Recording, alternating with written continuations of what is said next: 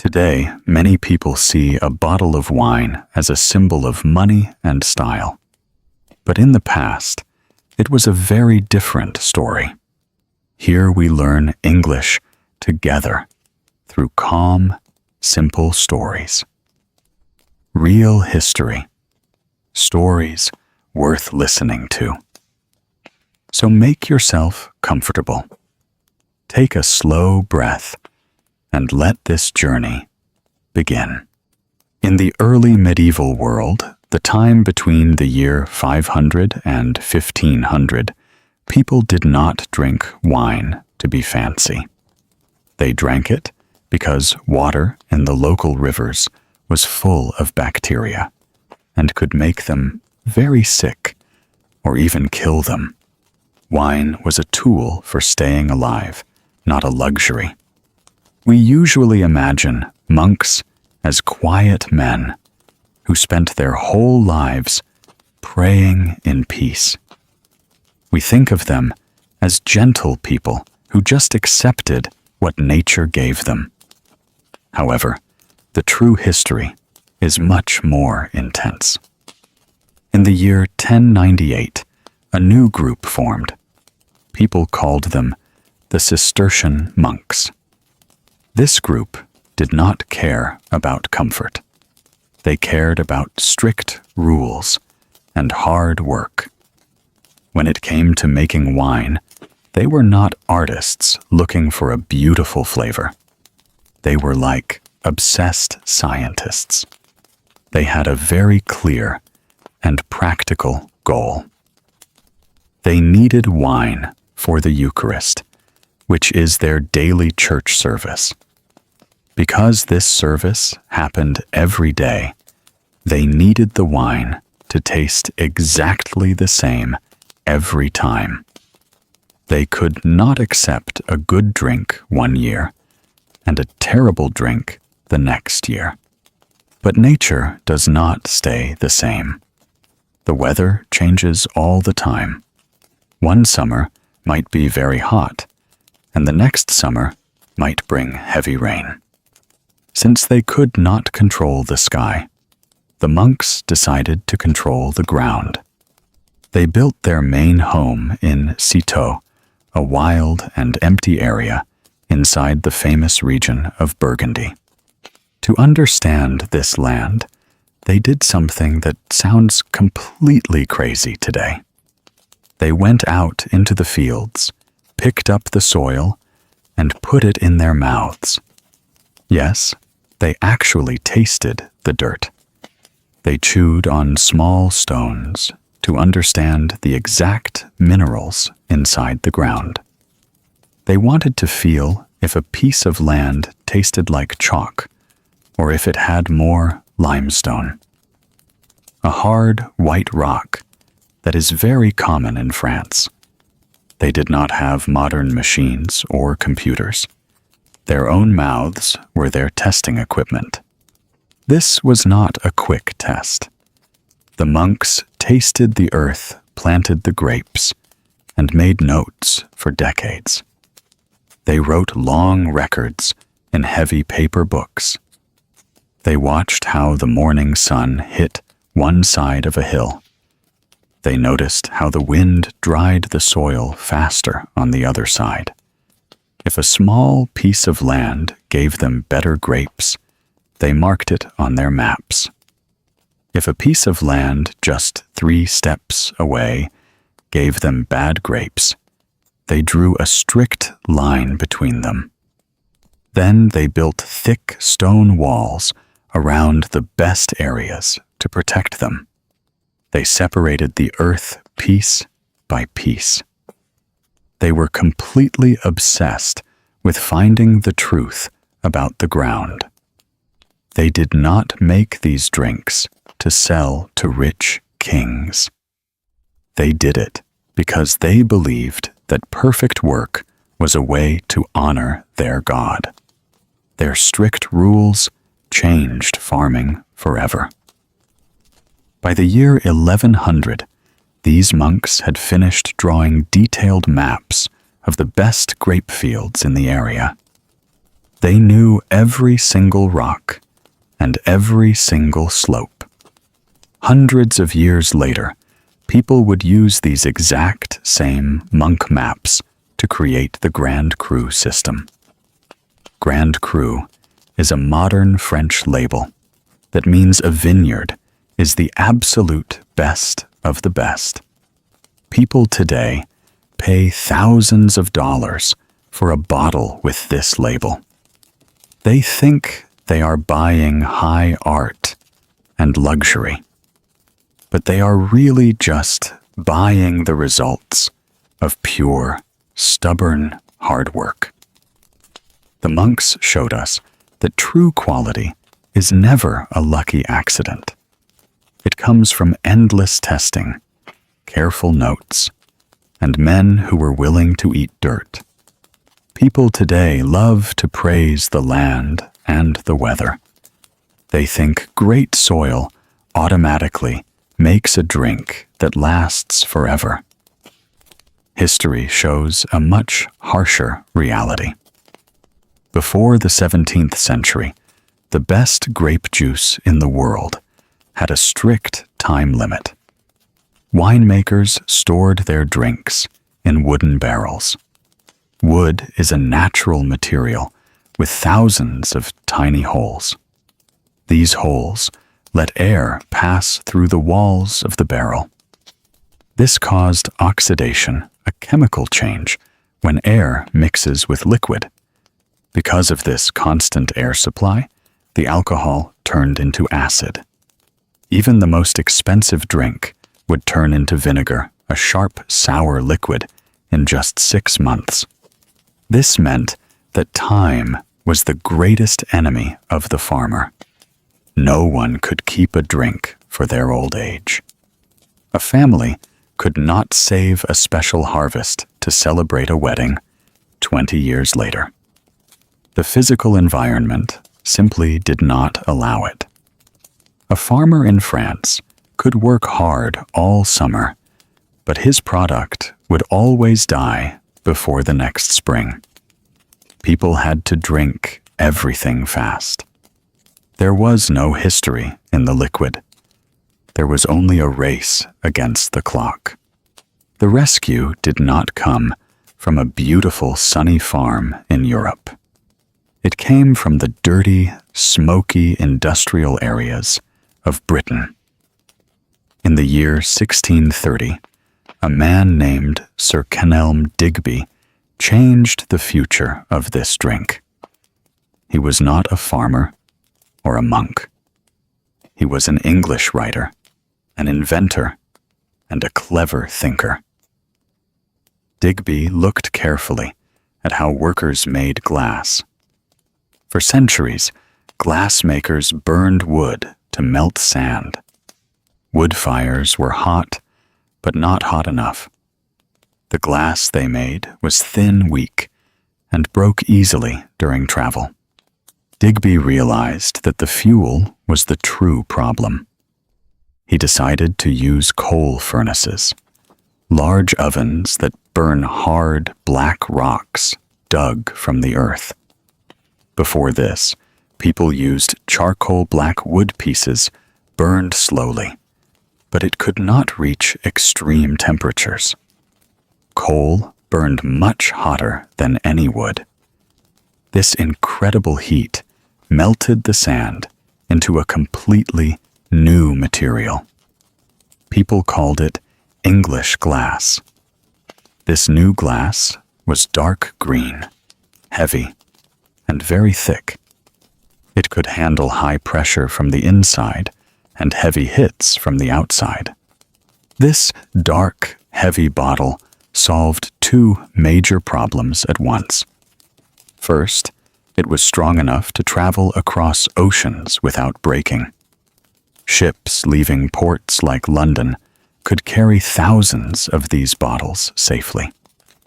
Second, the dark green color protected the liquid inside from the dangerous light of the sun. Sunlight can destroy the taste of a drink very quickly. The container was finally stronger than the forces of nature. However, a strong glass wall still needs a perfect door. A great bottle is completely useless if air can still enter through the top opening. At this same time in history, sea traders brought a strange new material from Portugal. They found a special tree called Quercus suber, a type of oak tree with very thick bark. The outer skin of this tree is very unusual. It is light, soft, and feels like a sponge. Most importantly, it blocks water and air completely.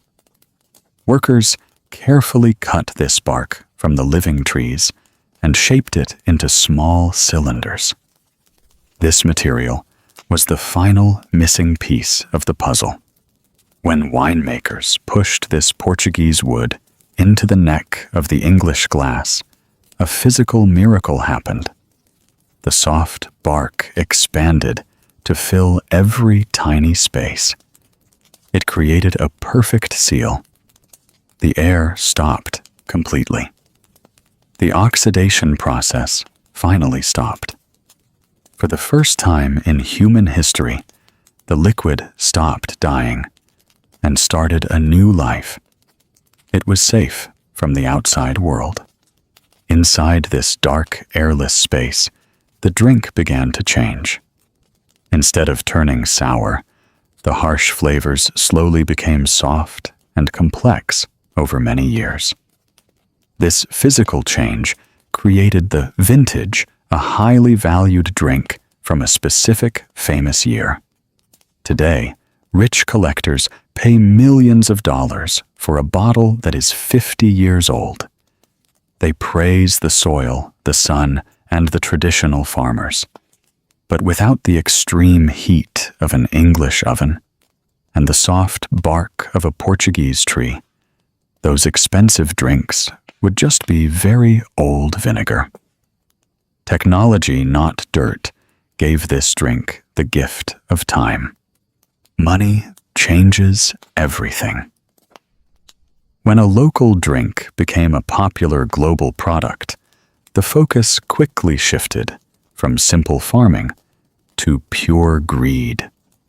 Big trading companies in the cities wanted to sell more bottles to foreign countries. However, the land could only produce a limited number of grapes each autumn. The traders had a serious problem. They had more buyers than actual products. So some rich business owners found a dark and illegal solution. They decided to create fraudulent wine, a fake drink that tricks the buyer to make an unfair profit. The process of making this fake drink was very organized. The wealthy traders secretly bought very cheap grapes from different, less famous countries. They brought these cheap grapes into the famous regions on long trains in the middle of the night. Then, inside large factories, they mixed this cheap juice with normal water. To make it taste sweet and hide the bad quality, they added fake sugar, a sweet chemical powder made in a laboratory, not from real fruit. Finally, they put a beautiful famous label on the glass bottle and sold it for a very high price. The rich traders made millions of dollars from this trick. But the local farmers faced a complete disaster. These farmers worked in the cold dirt all year. They grew real high-quality grapes.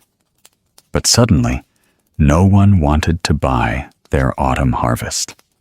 The trading companies refused to pay a fair price because the fake drink was simply too cheap to beat.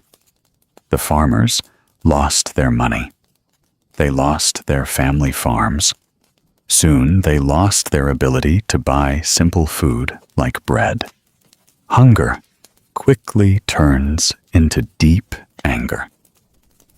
The poor farmers walked past the large, beautiful houses of the traders every single day. They watched the traders get richer while their own children went to sleep hungry. They realized that the famous names of their hometowns were being stolen and used on the fake bottles. The tension in the farming villages grew worse every week. Finally, the situation reached a breaking point. This terrible event became famous in history as the 1911 Champagne riots, a large and violent protest in a well-known French area. In the early spring, thousands of angry farmers gathered together in the streets. They did not carry paper signs or sing peaceful songs. They carried axes, heavy wooden sticks, and burning fire.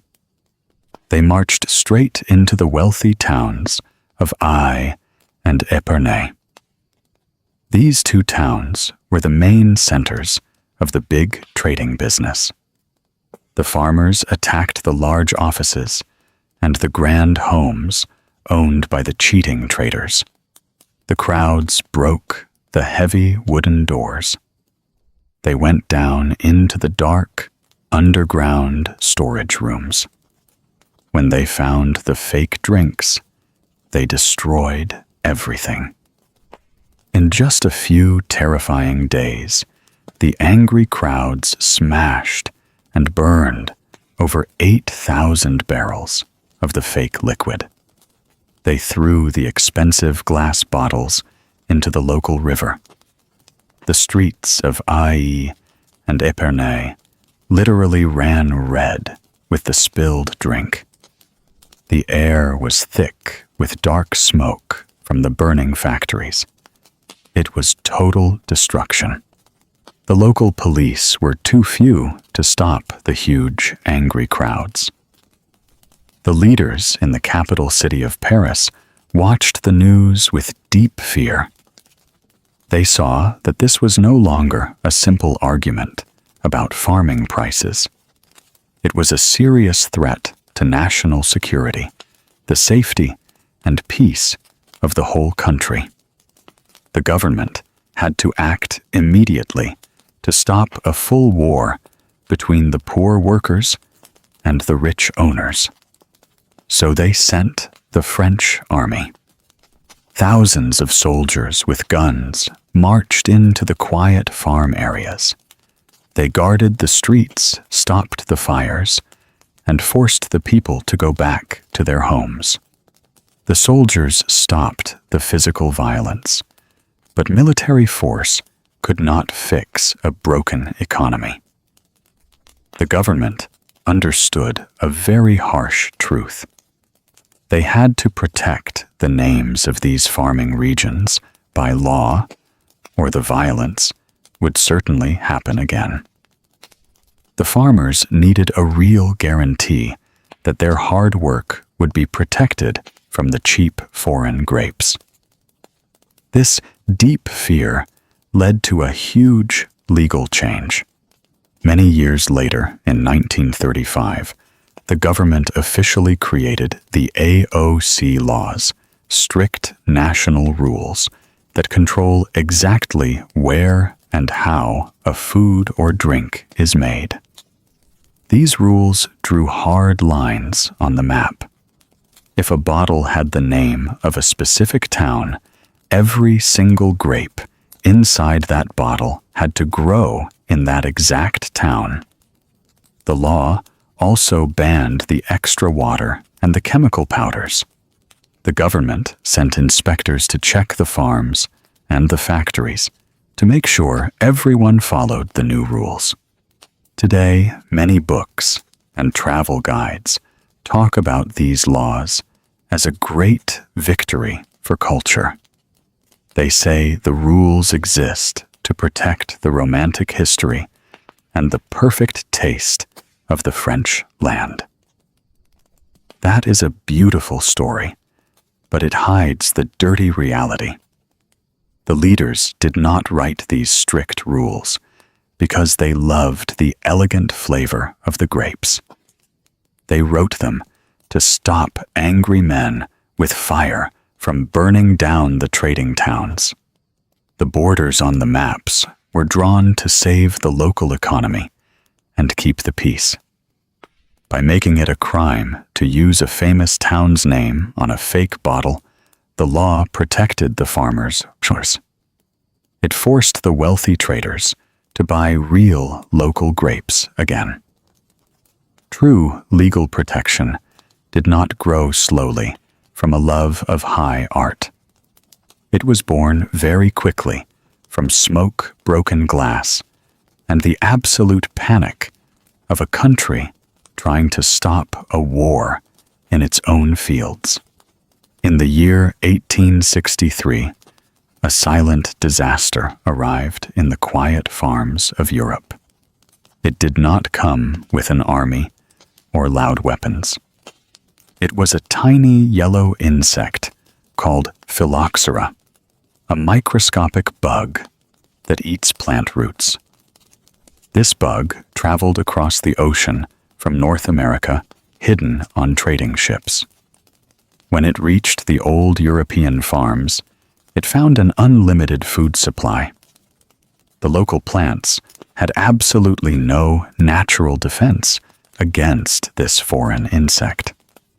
The bugs quickly multiplied by the millions in the dark soil. They ate the roots of the oldest and most famous plants. Within just a few years, healthy green farms turned into dry brown dirt. The farmers and rich owners watched their family businesses die quickly. A normal person might expect these experienced workers to use science to solve the physical problem. But deep fear makes people do very strange things. Instead of studying the bug, many people turned to magic and old stories. Local farming groups officially told their workers to bury live toads, large frogs, right next to the dying plants. They believed the animals would magically suck the poison out of the ground. Other farmers poured thousands of liters of white wine onto the dirt.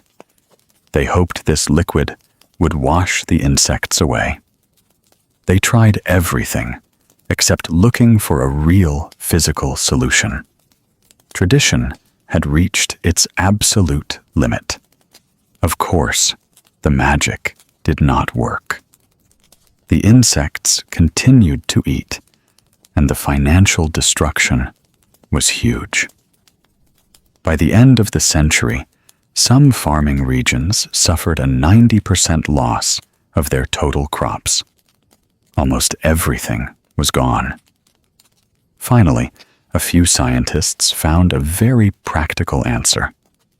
They noticed that grape plants from North America did not die from the bug.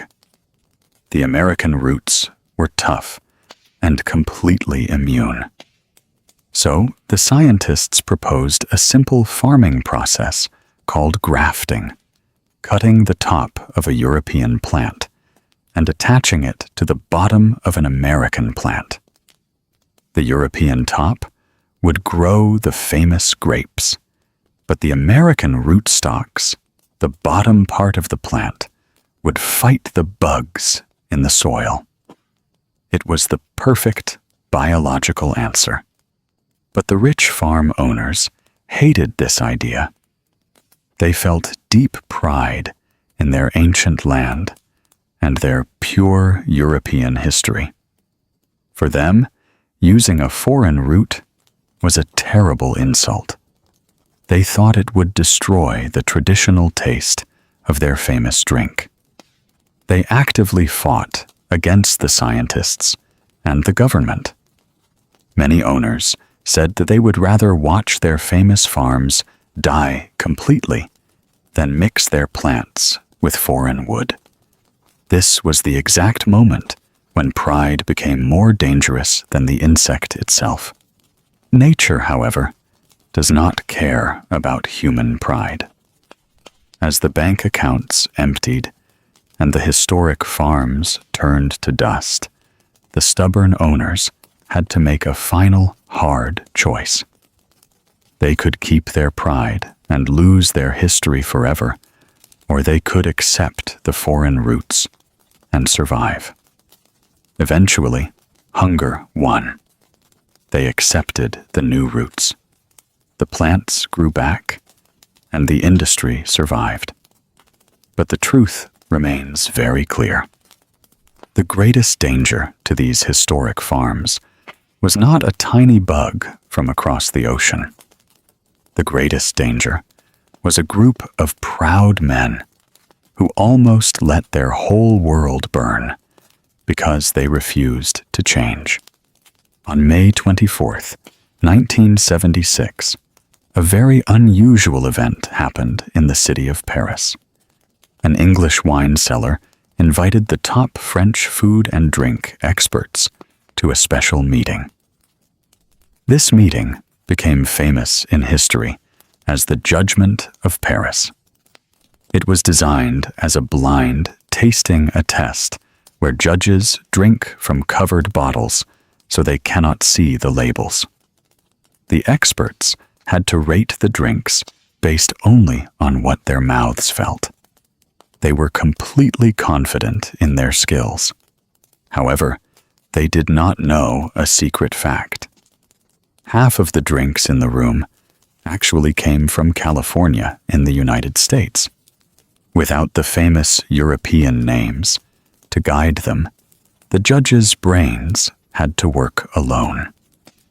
Usually, when an expert sees a well-known French name, their brain immediately expects a perfect taste.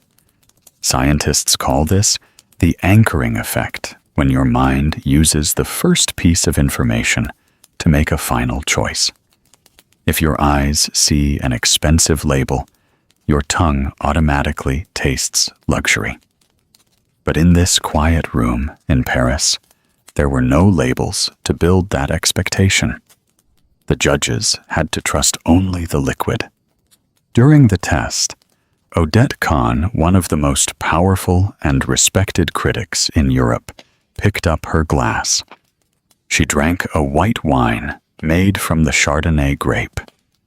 She absolutely loved the elegant and complex flavors inside the glass. She gave it a very high score on her official paper. She confidently told the other French judges in the room that this amazing drink was definitely a great local product. Then the organizers removed the covers from the bottles to show the true names. The winning drink was not from a historic European farm.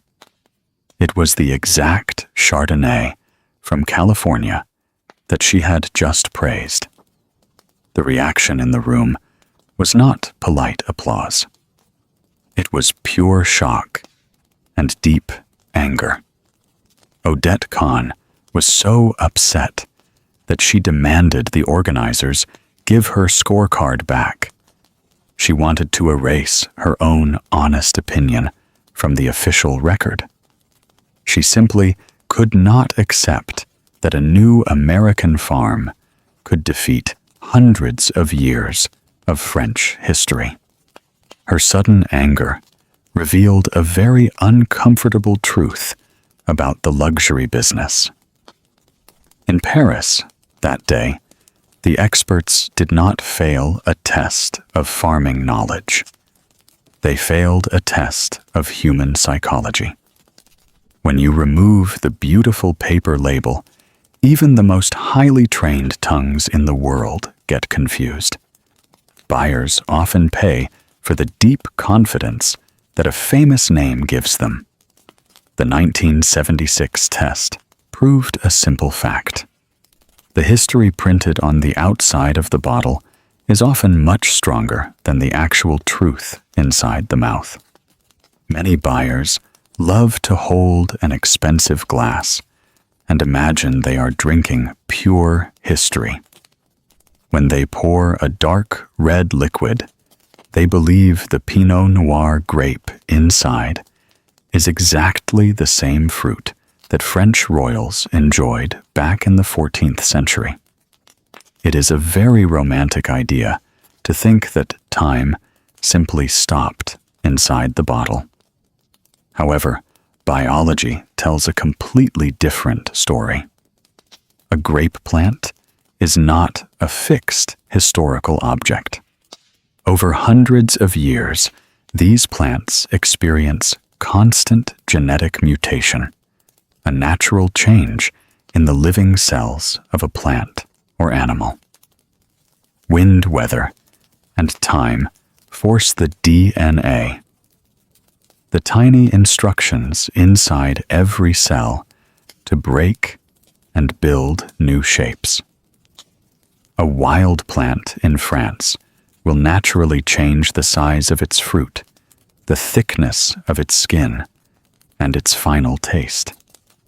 The pure original plant from the past is actually gone forever, because these plants naturally changed too much.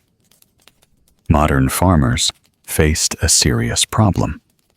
The buyers still wanted the exact same historical taste every single year. In the 1970s, agricultural scientists stepped in to fix this problem permanently. They walked through the old vineyards and pulled out the mixed changing plants. They searched carefully until they found the few rare plants that still produced the perfect traditional fruit. Then they used modern science to make exact biological copies of those specific plants. They planted these identical copies across the whole country, completely replacing the wild and unpredictable fields. The researchers named these perfect copies the Dijon clones, thousands of new plants grown from the small branches of one single parent plant. This means that the famous drink on your table today does not come from wild, ancient nature. Because of this scientific work, every bottle tastes exactly the way people expect. It comes from a highly controlled choice. People took a small piece of biology, locked it in place, and politely called it a tradition. Just like the monks who tasted dirt in the year 1100, the scientists today refuse to let nature win. A bottle of wine is not just a simple drink. It is a physical record of how hard humans will fight to keep their history alive.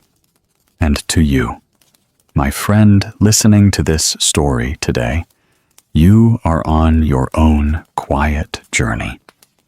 The journey of learning English. It is not always fast. It is not always easy. But every story you listen to, every word you learn, every moment you sit down and say, I am going to try today, that is a seed you are planting.